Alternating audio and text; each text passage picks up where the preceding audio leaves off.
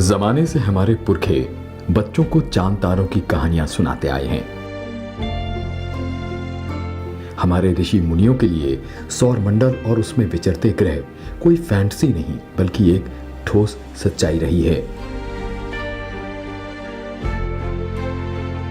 सबूतों के आधार पर हम कह सकते हैं कि खगोल शास्त्र का ज्ञान हमारे वैज्ञानिकों की जिज्ञासा बढ़ाता ही रहा है।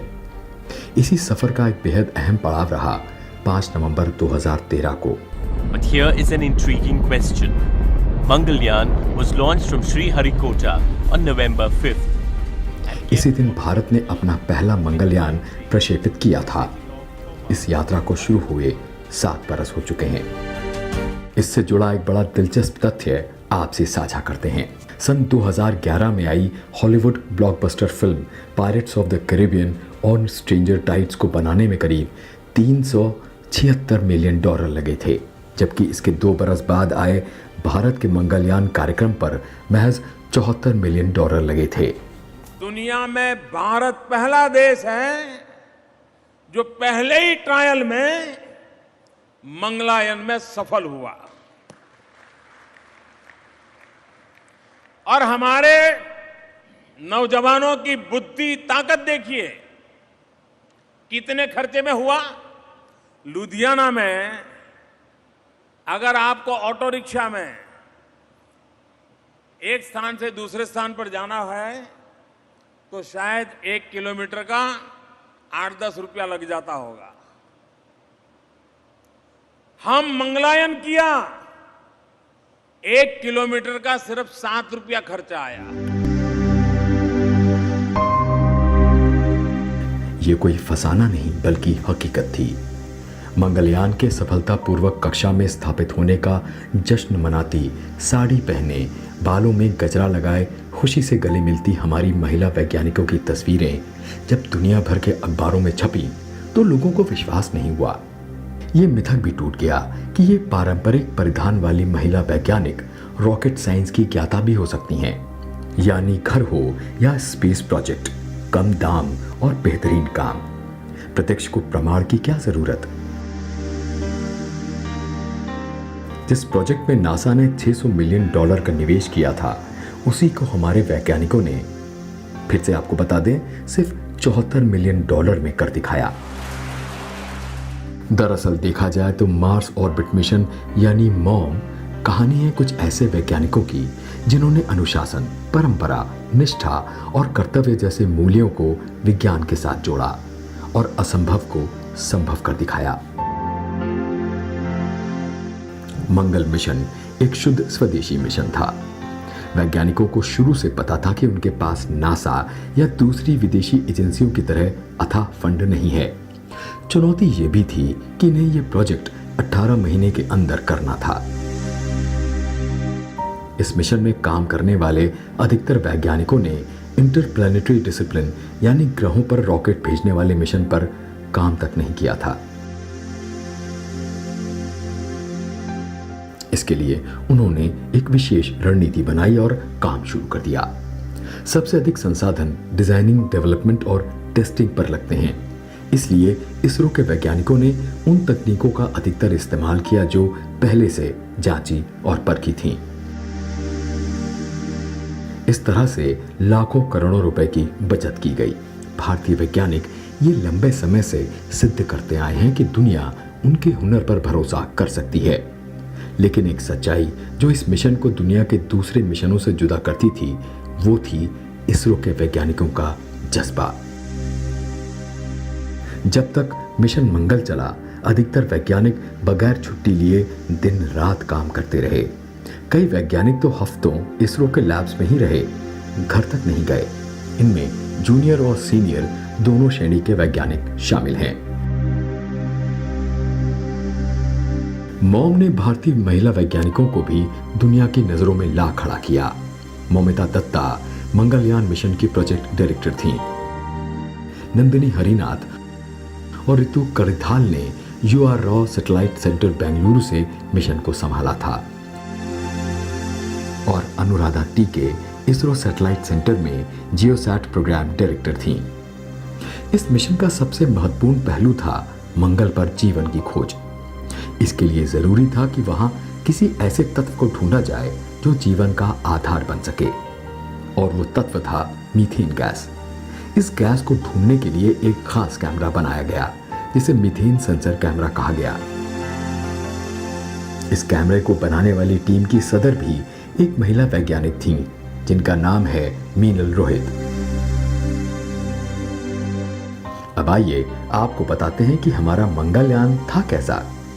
इस यान को मंगल की कक्षा में स्थापित करने के लिए PSLV C-25 रॉकेट का इस्तेमाल किया गया था, जिसमें एक के बाद एक 5 चरणों में ईंधन रॉकेट इस्तेमाल होने थे।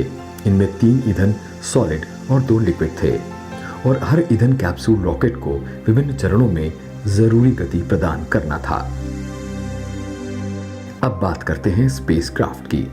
इस स्पेसक्राफ्ट के 5 मुख्य भाग थे: solar array, propellant tank, medium gain antenna, high gain antenna और लो गेन एंटीना। इसके अलावा इसमें 5 पेलोड्स लगे थे। ये थे Mars colour camera, thermal infrared imaging spectrometer, methane sensor for Mars, Mars exospheric neutral composition analyser और Lyman alpha photometer. Mars colour camera एक बहुउद्देशीय स्नैपशॉट कैमरा था जो RGB यानी रेड, ग्रीन, ब्लू पैटर्न के साथ मंगल की विभिन्न आकृतियों की तस्वीर ले सकता था। इस कैमरे से ली गई तस्वीरों के जरिए दूसरे पेलोड से प्राप्त जानकारियों का भी विश्लेषण किया जा सकता था। थर्मल इंफ्रारेड इमेजिंग स्पेक्ट्रोमीटर मंगल की सतह पर तापमान का विश्लेषण कर वहां मौजूद खनिजों का पता लगाने में मदद करता। मीथेन सेंसर के बारे में जैसा हम बता चुके हैं कि यह सेंसर मीथेन गैस के होने का पता लगाने के लिए था, जो कि जीवन के होने का प्रमाण हो सकती है। Mars exospheric neutral composition analyser करीब 370 किलोमीटर की ऊंचाई से मंगल ग्रह के पर्यावरण की सबसे ऊपरी सतह का अध्ययन करता और ग्रह के मौसम में होने वाले बदलावों के बारे में जानकारी देता। और लाइमन अल्फा फोटोमीटर का मुख्य काम मंगल ग्रह पर ड्यूटेरियम और हाइड्रोजन का पता लगाना था, जिससे बाद में अध्ययन किया जा सके कि ग्रह पर कभी पानी था या नहीं। इस पेचीदा काम को करने के लिए वैज्ञानिकों को काफी कम वक्त मिला था। आप सोच सकते हैं कि किस गति से काम हुआ होगा। वैज्ञानिकों ने पूरी लगन और निष्ठा के साथ काम किया और महीनों की मेहनत के बाद आखिरकार वो दिन आ गया जब PSLV C-25 5 नवंबर को श्रीहरिकोटा से प्रेक्षित हो रहा था। 0 +1 +2 +3 उल्टी गिनती शुरू हुई और रॉकेट लिफ्ट ऑफ हुआ। कुछ ही देर में पता चल गया कि प्रक्षेपण सफल था, लेकिन यह शुरुआत भर थी। वैज्ञानिकों का असली उद्देश्य मंगलयान को मंगल की कक्षा में पहुंचाने का था। उसके लिए यान को गति देनी थी, जिसके लिए उसे पृथ्वी के 6 चक्कर काटने थे, फिर मंगल तक की यात्रा तय करनी थी। यात्रा तय करने के बाद उसे मंगल की कक्षा में एक परिधि में एक तय गति में पहुंचना था। अगर गति कम होती तो यान परिधि से हटकर मंगल की सतह की ओर बढ़ जाता और ग्रह के गुरुत्वाकर्षण की वजह से सतह से टकराकर खत्म हो जाता। अगर ज्यादा होती तो मंगल से कहीं दूर निकल जाता। मतलब तीर निशाने पर ही लगना था और कोई विकल्प नहीं था। जान लीजिए कि तीरंदाज और निशाने के बीच 80,000 किलोमीटर का फर्क था और निशाना स्थिर भी नहीं था। लेकिन वैज्ञानिकों की मेहनत और किस्मत रंग लाई और 23 सितंबर को मंगलयान मंगल की कक्षा में प्रवेश कर गया। इसरो हेडक्वार्टर्स में ये जश्न का वक्त था।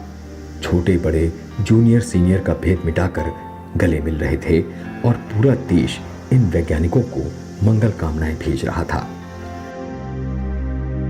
इस तरह भारत दुनिया का पहला ऐसा देश बन गया था जिसने अपने मार्स ऑर्बिटर मिशन यानी मॉम को पहले ही प्रयास में मंगल की कक्षा में स्थापित कर दिया था। इस उपलब्धि के साथ भारत उन देशों की कतार में शामिल हो गया था जिन्होंने मंगल पर अपने यान सफलतापूर्वक भेजे हैं। वैसे मंगल पर भेजे गए 2/3 अभियान असफल रहे हैं और केवल रूस, नासा और यूरोपीय अंतरिक्ष एजेंसी ही यह कारनामा कर पाए हैं। साथ ही भारत का मंगल मिशन इन सब में सबसे किफायती था। इसरो ने इस मिशन पर सिर्फ 450 करोड़ रुपए ही खर्च किए, जो नासा के मेवन मिशन के खर्च का महज 10वां हिस्सा था। इसके साथ ही भारत मंगल पर अपना अंतरिक्ष यान भेजने वाला पहला एशियाई देश भी बना, क्योंकि चीन और जापान इससे पहले अपने मंगल अभियान में असफल रहे थे। भारत एकमात्र देश है जो कि पहला प्रयास में मंगल के चारों तरफ एक अंतरिक्ष यान ऑर्बिट करने में सफल हुआ। अमेरिका भी नहीं थे, पर भारत एकमात्र देश है जो कि पहला प्रयास में जो है मंगल के चारों तरफ ऑर्बिट में अंतरिक्ष यान को भेजने में सफल हुआ। मंगल को जाने के लिए उसको सोलर सिस्टम के अंदर से जाना पड़ता है, तो उसमें जो है उसका ट्रेजेक्टरी ठीक से कैलकुलेट करना, उसको रॉकेट ठीक से फायर करना, क्योंकि उसका दिशा बदलने के लिए रॉकेट्स फायर करना पड़ता है, तो उसको सही तरह से करना। और जब ये मार्स ऑर्बिटर मिशन को जब हमने मंगल की तरफ भेजा, तो जब वो मंगल के पीछे पहुंच गया तो उससे कोई संकेत हमें मिल नहीं रहा था। तो जब तक वो वापस नहीं आया, करीब 1.5 घंटे बाद, तभी हमें पता लगा कि ये ऑर्बिट में पहुंच गया है। तो ये भी बहुत ही एक जटिल प्रक्रिया है।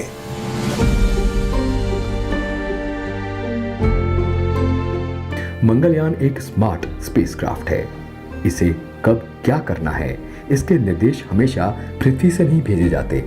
इसमें लगी स्मार्ट टेक्निक के जरिए यह खुद ही निर्देश लेता है और उनका पालन करता है। अगर मंगलयान को पृथ्वी से निर्देश भेजने भी हों तो इसमें 12 मिनट का वक्त लगता है। स्पेस साइंस में यह समय बहुत ज्यादा होता है। इसलिए अगर यान में कोई खराबी आती है या इसे किसी विषम परिस्थिति का सामना करना पड़ता है तो ये पृथ्वी पर मौजूद वैज्ञानिकों के निर्देश पर निर्भर नहीं रहता। इसमें इनबिल्ट इंटेलिजेंस सब कुछ संभाल लेती है। आइए एक नजर डालते हैं मंगलयान की उपलब्धियों पर। सितंबर सन 2020 तक मंगलयान मंगल की कक्षा में 6 बरस पूरे कर चुका है। अब तक इसने करीब 2 टेराबाइट से भी ज्यादा का डेटा भेजा है। मंगलयान का लक्ष्य अंतरिक्ष मिशनों के लिए डिजाइन, नियोजन, प्रबंधन और क्रियान्वयन का विकास करना है। मंगलयान अपने 5 उपकरणों के साथ मंगल की परिक्रमा करते हुए आंकड़े और तस्वीरें पृथ्वी पर भेजने में जुटा है। इसके जरिए मिले मंगल ग्रह के आंकड़ों से वैज्ञानिक विश्लेषण में काफी सहूलियत हो रही है। अंतरिक्ष विज्ञान और मंगल ग्रह के बारे में जानने वालों के लिए इस यान ने मंगल ग्रह से जुड़े कई महत्वपूर्ण तथ्य उपलब्ध कराए हैं। इस यान में लगे मार्स कलर कैमरे ने इस ग्रह से जुड़ी सैकड़ों तस्वीरें उपलब्ध कराई हैं, जिसके आधार पर मंगल एटलस तैयार किया गया है। यह इसरो के वेबसाइट पर उपलब्ध है। मंगलयान की तस्वीरों से पता चलता है कि मंगल के वातावरण की ऊपरी परतें बिखर रही हैं और अंतरिक्ष में विलीन होती जा रही हैं। सन 2018 में मंगलयान ने मंगल पर एक बहुत बड़े धूल के तूफान की तस्वीरें भी भेजी। ये तूफान एक बहुत बड़ी घटना थी जिसने दुनिया भर के वैज्ञानिकों का ध्यान खींचा। वैज्ञानिकों का मानना था कि इस तरह के तूफान से ग्रह के बाहरी वातावरण के तापमान पर असर पड़ता है और उसके नष्ट होने की प्रक्रिया में भी तेजी आ सकती है। हालांकि इस तूफान का विश्लेषण कार्य अभी पूरा नहीं हुआ है। वैसे मंगल ग्रह को लेकर जिज्ञासा होना भी स्वाभाविक है। देखा जाए तो इतनी दूर होते हुए भी ये पृथ्वी के सबसे नजदीक है, यानी इंसान भविष्य में यहाँ बसने के सपने देख सकता है। इसके अलावा मंगल ग्रह की कई और विशेषताएं हैं।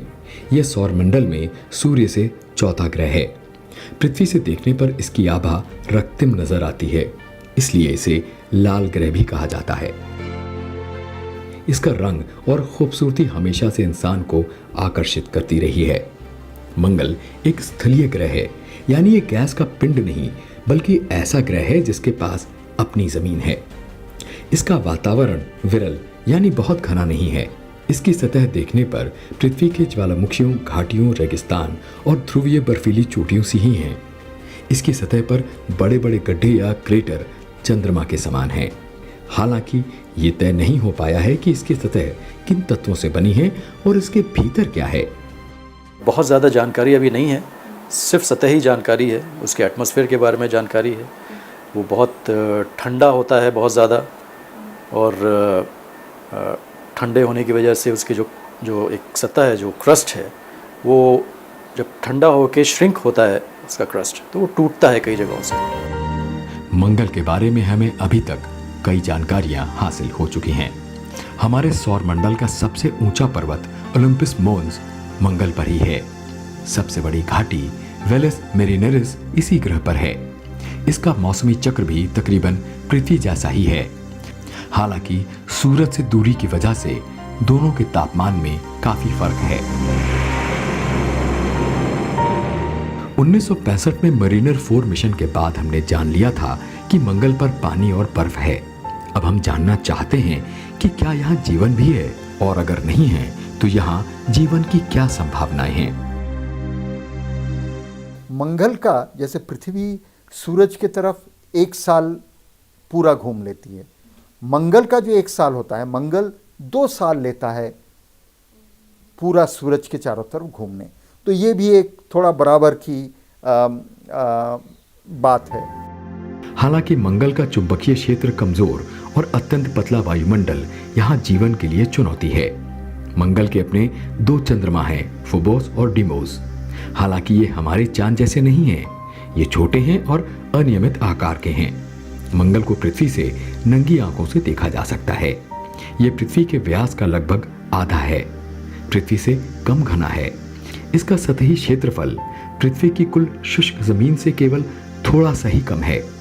हालांकि बुध से बड़ा और भारी है, लेकिन इसका सतही गुरुत्व आकर्षण लगभग बुध जितना ही है। मंगल ग्रह का जो कोर है अंदर, वो क्या हमारे पृथ्वी का कोर, जो कि एक तरल लोहा है, जो पृथ्वी का जो सेंटर पे तापमान इतना ही ज़्यादा है कि जो लोहा है वो बिल्कुल तरल पदार्थ के, लिक्विड के रूप में वो है।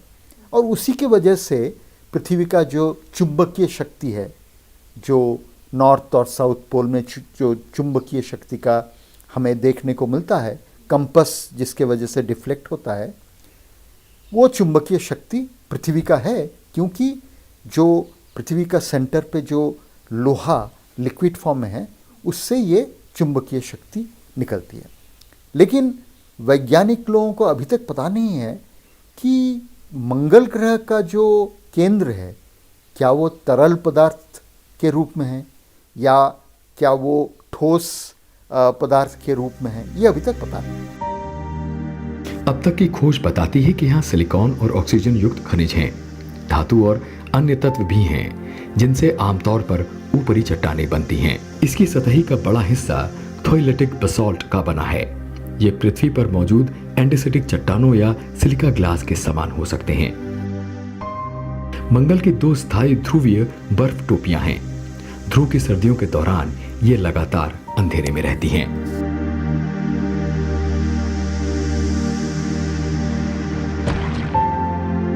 इंसान ने मंगल ग्रह को छू लिया है।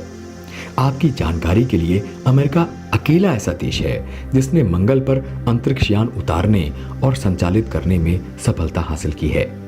और जैसा हम आपको बता चुके हैं कि इन प्रयासों की सफलता की शुरुआत 14 जुलाई 1965 में हुई, जब नासा ने मरीनर 4 अंतरिक्ष यान मंगल ग्रह पर भेजा।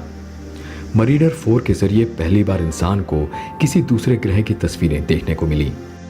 इसके बाद मई 1971 में मरीनर 9 को लॉन्च किया गया। ये मंगल ग्रह की कक्षा में पहुंचा और उसका पहला कृत्रिम उपग्रह बन गया। मरीनर 9 से ही पता चला कि मंगल पर धूल भरे तूफान उठते रहते हैं। इसके बाद तत्कालीन सोवियत संघ ने 1971 में ही अपना अंतरिक्षयान मार्स 3 मंगल पर भेजा।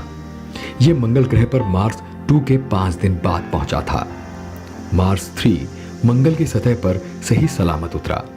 नासा ने 1975 में वाइकिंग मिशन के तहत 2 अंतरिक्षयान वाइकिंग 1 और वाइकिंग 2 मंगल भेजे थे। इस मिशन को मंगल की सतह पर वो सभी तत्व मिले जो धरती पर जीवन के लिए जरूरी हैं। 1996 में नासा ने मंगल पर robotic aircraft Mars global surveyor को उतारा। मार्स ग्लोबल सर्वेयर ने यह पता लगाया कि मंगल पर अब भी पानी बहता है। इसके बाद नासा ने मंगल ग्रह पर अपना सबसे महत्वपूर्ण अभियान मार्स पाथफाइंडर 1997 में भेजा। मार्स पाथफाइंडर की खासियत थी किफायती होना। इसका मकसद था मंगल की सतह पर एक रोवर पहुंचाना। सन 2001 में भेजा गया मार्स ओडिसी रोबोटिक स्पेसक्राफ्ट मंगल की सतह पर सबसे ज्यादा समय तक काम करने वाले अंतरिक्ष यानों में से एक था। सन 2003 में यूरोपीय अंतरिक्ष एजेंसी ने मंगल ग्रह पर अपना अंतरिक्ष यान मार्स एक्सप्रेस भेजा। किसी दूसरे ग्रह पर भेजे जाने वाला ये यूरोप का पहला अंतरिक्ष यान था। इसका मकसद मंगल के वातावरण और मिट्टी का अध्ययन करना और जीवन की संभावनाओं का पता लगाना था। नासा ने सन 2005 में मार्स रिकॉग्निशंस मिशन को मंगल पर भेजा, जो अभी मंगल पर पानी के इतिहास के बारे में जानकारी जुटा रहा है। नासा ने अपॉर्चुनिटी, फीनिक्स रोवर और क्यूरियोसिटी रोवर को मंगल ग्रह पर भेजा है। इसके अलावा सन 2030 तक मानव को मंगल ग्रह पर भेजने की नासा की योजना है।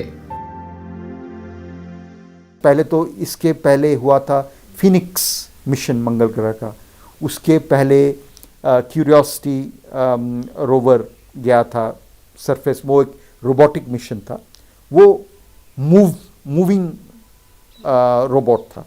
क्यूरियोसिटी बहुत जगह पे जा के सतह का टोपोग्राफी, सतह में क्या क्या केमिकल्स मिलते हैं वो मिला।